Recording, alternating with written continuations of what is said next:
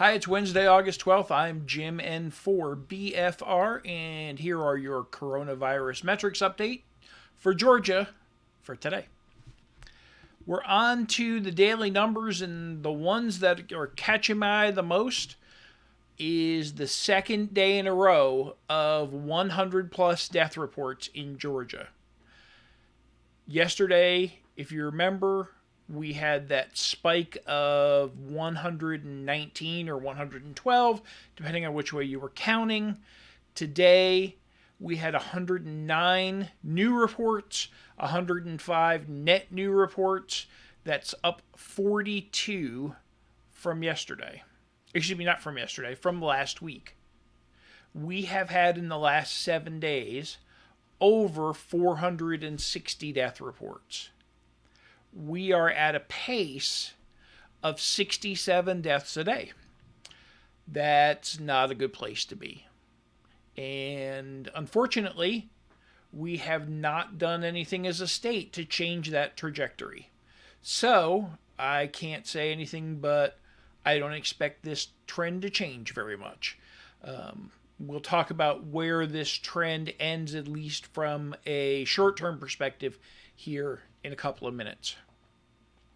Looking at cases, 3,500 cases right on the average that we've been seeing. Cases were down just 200 from last week. That's, a few percent.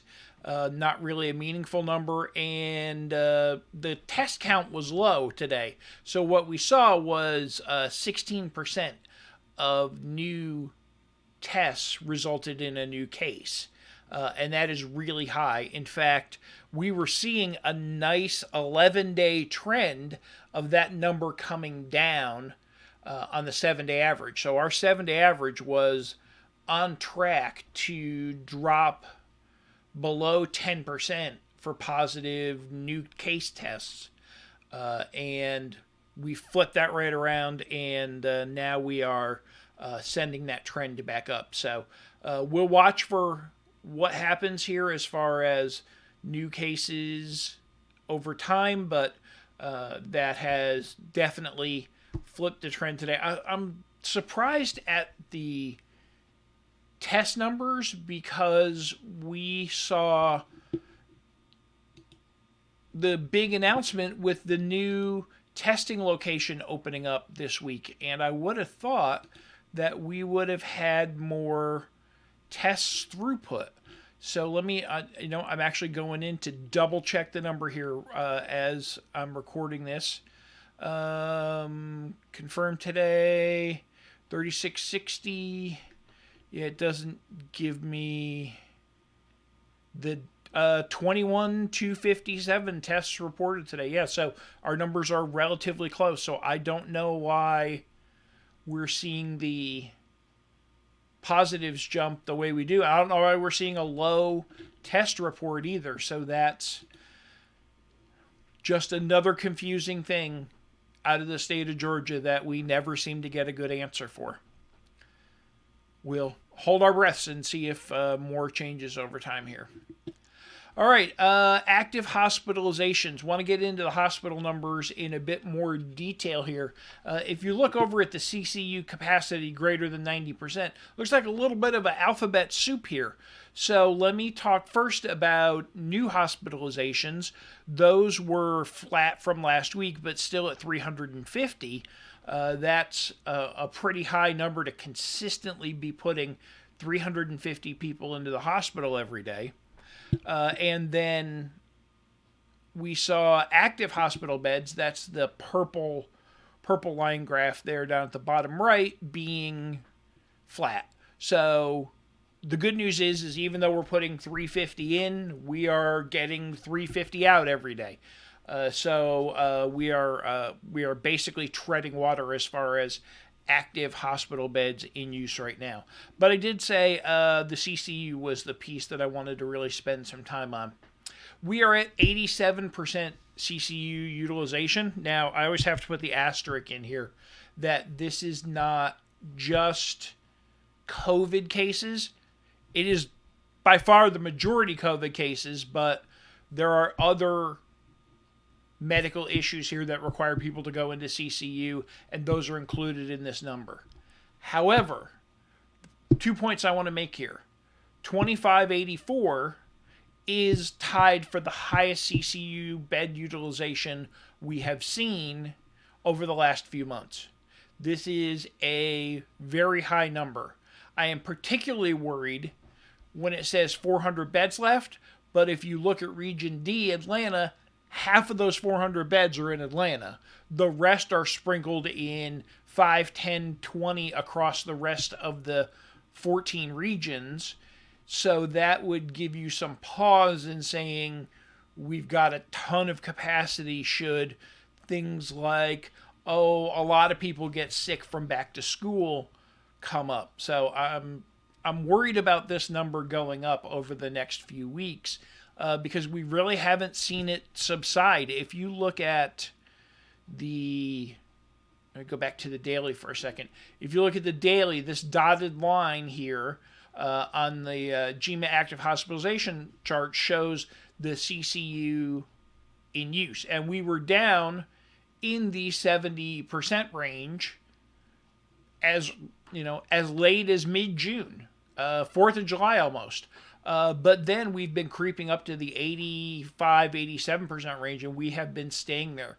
That's not only impactful on the beds, it's impactful on the people. If we are continuing to be at that high, and we've got CCU usage 90, 95, 97% in TIFT region, people are going to burn out. Having the staffing to accomplish that is something we've been hearing about on the news. That's a risk. So I think we need to continue to keep this in mind. There's no reason why Athens is highlighted except for just the way I made the graphic. But look at these areas, right? Athens region, region E is at 90%. Macon region, 91. Oconee, Milledgeville area is 95. Columbus area now 99, one bed available. Tifton, 90, Valdosta, 97%, two beds available. We read last week that people are having to wait in ambulances to get into emergency rooms because emergency rooms are full because they can't put people in critical care units. So this is a spiraling problem here that I think we all need to be sensitive to. It's probably not helping our death rate either if we can't get people the proper care. We're probably seeing a lower standard of care as well. I'm no hospital professional. I'm simply speculating. But from what I've read from some of the healthcare people on Reddit, it does feel like that we are in this zone now where you just go and go and go for so long that the quality of care could potentially suffer. And that's not to be negative to our healthcare workers. Big supporter, lots of healthcare workers in my family. But it's practical.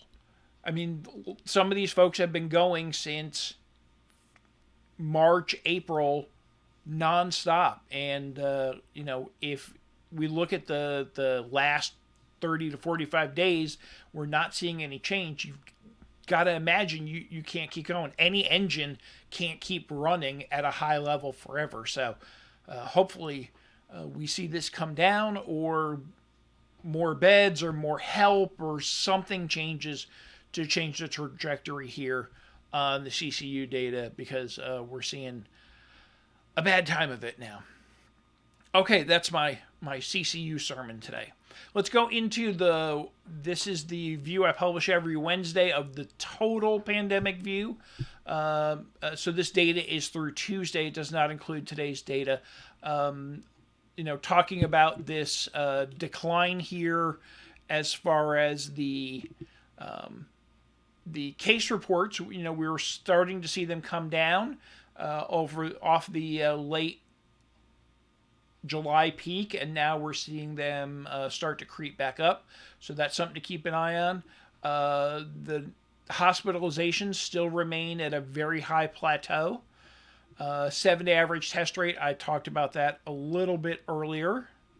Let me go on to the Other weekly numbers here that we look at, here's the death rate and the mortality rate. You saw we were seeing a nice decline down from 4% to 2%. That was driven by a lot of cases that weren't as severe, cases in younger people, but 2% is really where it stopped.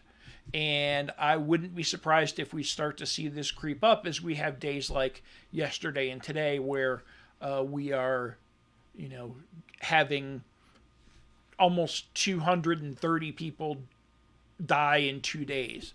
So that is something concerning to watch. The other thing I'll point to here is we have passed 20 cases per 1,000 Georgians. So let's think about it from that way and simplify that fraction. That is one case for every 50 people. Let's simplify that a little bit more. How many kids are in a classroom? Call it 24 and a teacher, 25. That means that there's one case probably either now or previously in every 2 classrooms. That's a lot of cases to be floating around in schools of 1,000 kids as we go forward and continue the reopening plan here. So I definitely see this getting worse. Speaking of the schools, I didn't print the school data today to show a chart, but I will tell you from the perspective I added cases in Columbia County, 34 new cases there. Cherokee had 23, Polk had 7. I've got some emails from people that I didn't get to yet that said more cases in Houston County, Warner Robins. So we've got those going up as well, and we'll keep an eye on them. The Polk County cases are on the football team. You got 5 people on a team of 60 all practicing together.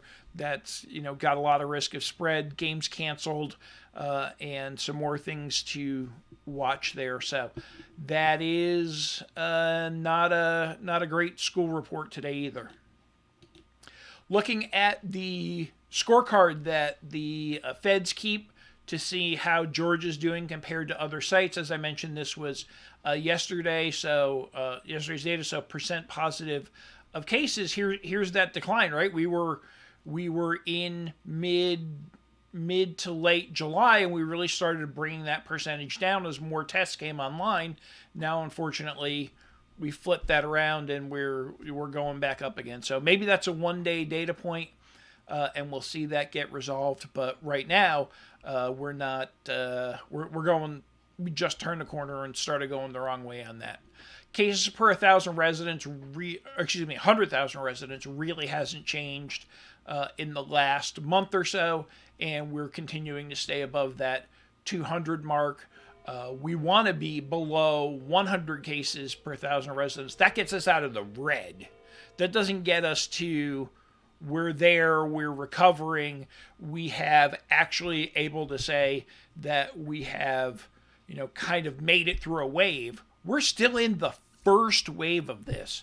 And as you can see, it's not getting any better, and we're nowhere near getting down below red, much less down to yellow. So unfortunately, it's not a lot of good news today. But I do what I can. Okay, I'll end you with the stat of the day. We looked the last couple of days at the timelines of cases and deaths. I thought it would be helpful to see what trajectory we're on. When are we going to hit the next milestone? So cases, we're at about 222 right now. Hang on, I'll give you the exact number. We are at 226,000 cases. We'll hit 250,000 in a week. 7 more days, and we will be at 250,000 cases of COVID-19 in Georgia. And then 2 days later, a week from Friday, we will pass 5,000 deaths from COVID-19 in Georgia if we continue at the pace we're doing. And that's not any magic case numbers times whatever. It's simply, here's our 7-day average, extend that out. So that's how I get to these numbers.